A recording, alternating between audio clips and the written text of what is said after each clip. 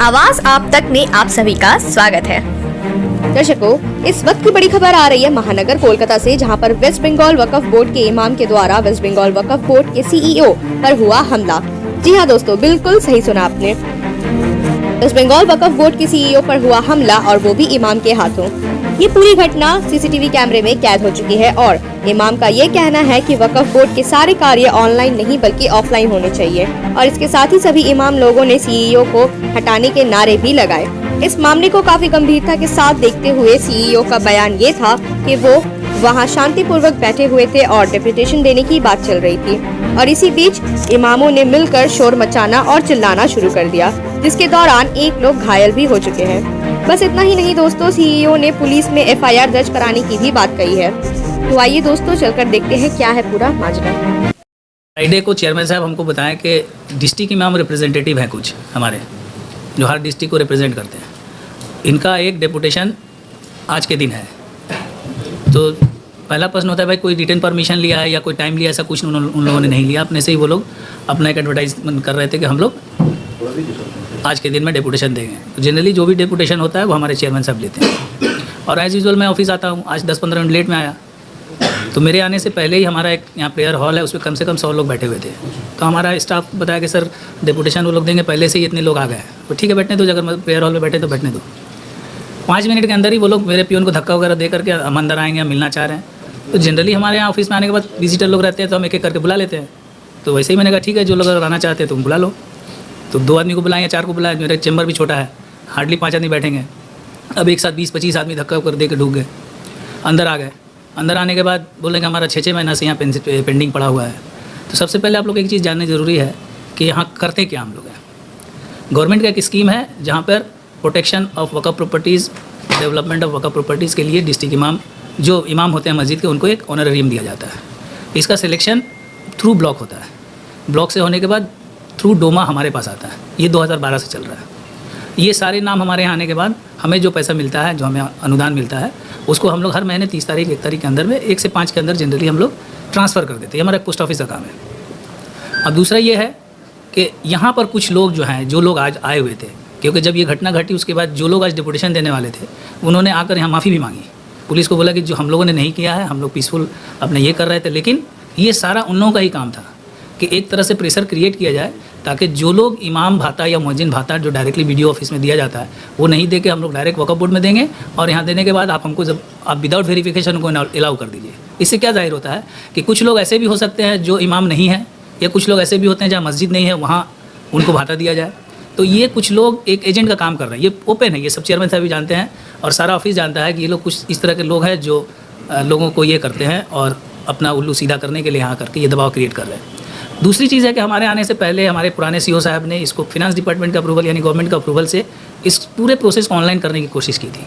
उस बीच में कोविड हो गया, उसके बाद वो ट्रांसफ़र हो गया, मैं आया, मैंने इस चीज़ को एक्सपेडाइट किया। मैं इसलिए किया ताकि ये पता चले कि भाई हमारे यहाँ फॉल्स कोई नाम नहीं ले। गवर्नमेंट का पैसा आपका है, मेरा पैसा, सबका टैक्स का पैसा है, क्यों इधर उधर जाए।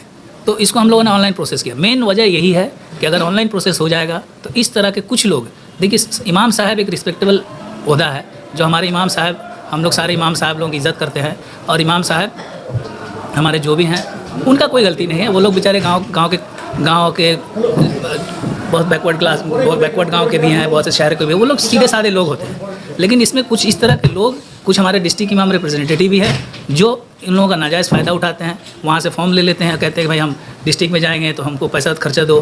तो इस तरह से एक दुर्नीति चल रहा है। इसी को बंद करने का मेन वजह है। इस वजह से जाहिर है भाई किसी को कोई भी सीईओ तो पसंद आएगा नहीं। ये सबको ये है कि अगर हम दुर्नीति बंद कर देंगे तो हम पसंद होंगे नहीं, हम तो अच्छे होंगे नहीं। तो अगर डेपुटेशन देना था तो आज मैंने कार्ड देखा, उसमें लिखा हुआ for removal of Waqf CEO of Waqf board. अरे आप डेपुटेशन दे रहे हैं तो आप चेयरमैन को बोलिए, आप गवर्नमेंट को बोलिए। वक्फ बोर्ड में ऐसे ही कोई ऑफिसर नहीं आना चाहता है।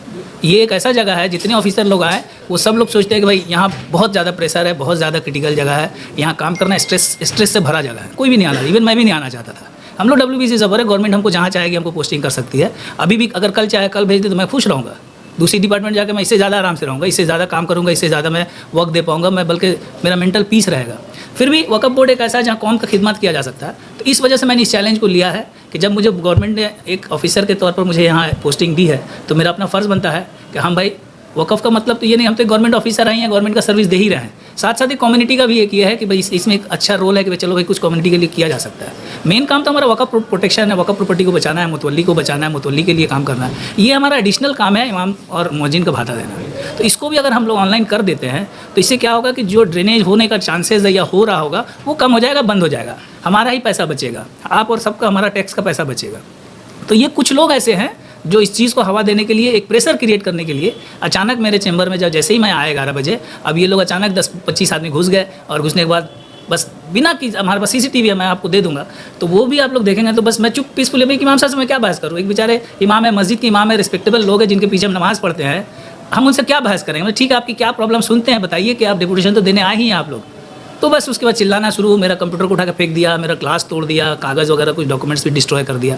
अब ये है तो चूँकि चेयरमैन साहब के पास डेपुटेशन था, उन्होंने एक बहुत ही बोल्ड स्टेप लिया है कि अगर डेपुटेशन देना था तो पीसफुली देना था, अगर ये काम करना था तो हम डेपुटेशन नहीं लेंगे। इसी वजह से हमारे ऑनरेबल चेयरमैन साहब ने ये डेपुटेशन लेने से इनकार कर दिया। किसी को अगर लिख के देना है तो वो दे सकते हैं, यही पूरा माजरा है। बाकी मुझे लगता है कि इन लोगों का कुछ प्लान था, ये कुछ प्रेशर क्रिएट, प्री प्लान एकदम, इसमें कोई संदेह नहीं है, कोई डाउट नहीं है कि ये एक प्रेशर क्रिएट कर रहे हैं कि भाई हम CO को डरा देंगे, धमका देंगे। देखिए भाई मैं गवर्नमेंट ऑफिसर 20 साल मेरी नौकरी हो गई है और हम लोगों ने बहुत डेपुटेशन देखा है। अगर हम प्रेशर में आके काम करेंगे तो हम प्रेशर में काम करने वाले ऑफिसर नहीं है। गवर्नमेंट को अगर लगती है कि हाँ ये ऑफिसर अच्छा नहीं है, काबिल नहीं है, इसको यहाँ नहीं इनकेपेबल, हमको कल ट्रांसफर करेगी, मैं परसों चला जाऊँगा। इसको हम लोग चेक करेंगे। अभी तो चूँकि अभी ये मसला चल ही रहा है, अभी हम लोग हमारा टेक्निकल एक्सपर्ट कोई आएगा उसको दिखाएंगे कब क्या पोजीशन है कैसे।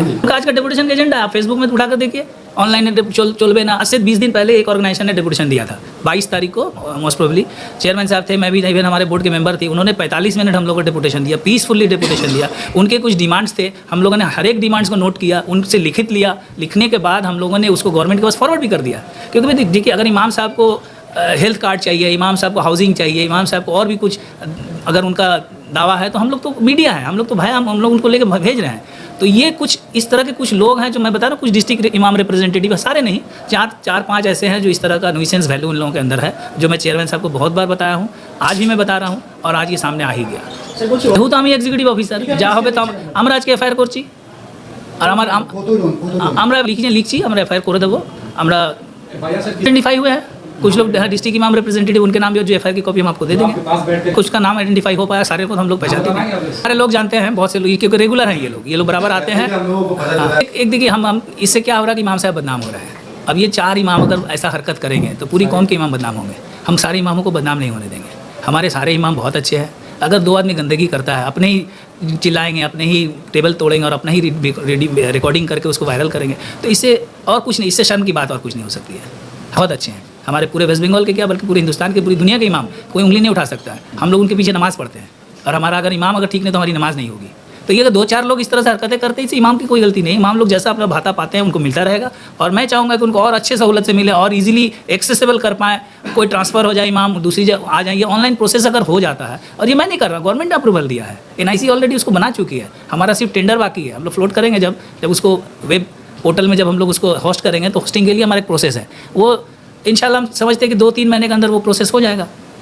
ये तो उन लोगों की सहूलत के लिए है। এটাই কথা বলছি, एवरी इमाम इज़ नॉट बैड, 2-4 जोन, ऑल द इमाम्स आर गुड। वो लोग चाह रहे हैं कि हमारे इमाम का, अब देखिए एक मालदा का इमाम अचानक उसका अगर पेंशन बंद हो जाए, बेचारा आएगा वहाँ से, हमारा ऑनलाइन प्रोसेस ऑनलाइन में ही अपना क्वेरी पूछ सकता है, क्यों बंद हो गया अचानक। तो ये तो बैठे बैठे आजकल सारा मोबाइल का युग है, हम लोग टिकट बुकिंग करते हैं, इनकम टैक्स रिटर्न फाइल करते हैं, सब कुछ ऑनलाइन करते हैं। अगर ऑनलाइन हो जाए तो एक इमाम के लिए इससे बेहतर क्या होगी। वे गरीब हर इमाम के बच्चे पढ़ रहे हैं आजकल, अल्हम्दुलिल्लाह बहुत अच्छा पढ़ रहे हैं, हमारे हॉस्टल में यहाँ पर एडमिशन के लिए आते हैं। तो इमाम के बच्चे सब ये मोबाइल में ही आप सारा काम कर लेंगे। हमारे टास्क फोर्स আছে, টাস্ক ফোর্স ডিসাইড করবে। আমি তো সিও, আমি তো বন্ধ করার কেউ নেই, অ্যাকচুয়ালি সিওর কোনো রোলই নেই, আমরা তো এক্সিকিউট করছি। বোর্ড সিদ্ধান্ত নেবে, টাস্ক ফোর্স আছে সারা সিদ্ধান্ত নেবে। এবার বলির বকরা তো সিওই হয়, যেহেতু আমরা এক্সিকিউশন পার্টে আছি। অনলাइन হলে I am favouring of the online system. বেলা 1-1:30টার সময় ডেপুটেশন দেওয়ার কথা ছিল ইমামদের, মসজিদদের, কেমন। এবং যদিও আমি একটু আগে আসছি, কিন্তু আজকে আরও একটু পরে এসেছি যে ডেপুটেশনটা যেন আমি রিসিভ করতে পাই ইন টাইম, সেভাবে 1টা নাগাদ এসেছি। এসেই তো শুনলাম অঘটন ঘটে গেছে। সিও সাহেবের টেবিল কাঁচ টাচ ভেঙে টেঙে কম্পিউটার তছনছ করে দিয়েছে, এবং তাকেও প্রায় ম্যান হ্যান্ডেল করার মতো খানিকটা করেছে। হ্যাঁ, উনি নিজেকে সেভ করেছেন। তার যে ছিল অফিস অর্ডারলি, সে ওকে রেস্কিউ করেছে, এবং ওর নাম ইসমাইল, ও খানিকটা ইঞ্জুরি ফেস করেছে। ডিস্ট্রিক্ট ইমাম অর্গানাইজেশন যেটা বেঙ্গল ডিস্ট্রিক্ট ইমাম একটা আছে না, আমি জানি না একটু clear- ডিস্ট্রিক্ট ইমাম অর্গানাইজেশন যেটা আছে ওদের পক্ষ থেকে। কিন্তু ওটা দাবিটা কি ছিল? ওদের দাবি কি ছিল? ওদের দাবি তো সেটা তো আমাদের কাছে এখন ডিসকাস করেনি, ওরা বলেছে যে আমাদের ক্ষোভ আছে, সিও সাহেবের এগেন্সটে ক্ষোভ আছে, আমরা বলবো। কিসের জন্য ক্ষোভ আছে? কি ব্যাপার? আরে ক্ষোভ আছে ইমাম সাহেবদের ব্যাপারটা কি, ওরা একটা অ্যাবসার্ট এটা অ্যালাউ করে দেন, আমরা পেয়ে যাবো, যে যোগ্য নয় তাকেও অ্যালাউ করে দেন, এরকম একটা থাকে তো। হ্যাঁ, कोलकाता में रहने वाले निवासियों के लिए अब है एक खुशखबरी। जी हाँ दोस्तों, कोलकाता का सबसे सुंदर, शानदार और आकर्षक अंडर बजट बैंक्वेट हॉल जो कि पार्क सर्कस बेनियापुकुर इलाके के नूर अली लेन में स्थित है। दरअसल हम बात कर रहे हैं अंबर बैंक्वेट हॉल के बारे में। जी हाँ दोस्तों, जो कि कोलकाता का one of the most popular and cheapest banquet hall के रूप में माना जाता है। पार्टी हो या वेडिंग या फिर कोई और अदर ओकेजन के लिए अगर आप भी बुक करना चाहते हैं अंबर बैंक्वेट हॉल को, तो नीचे दिए गए नंबर पर संपर्क करें।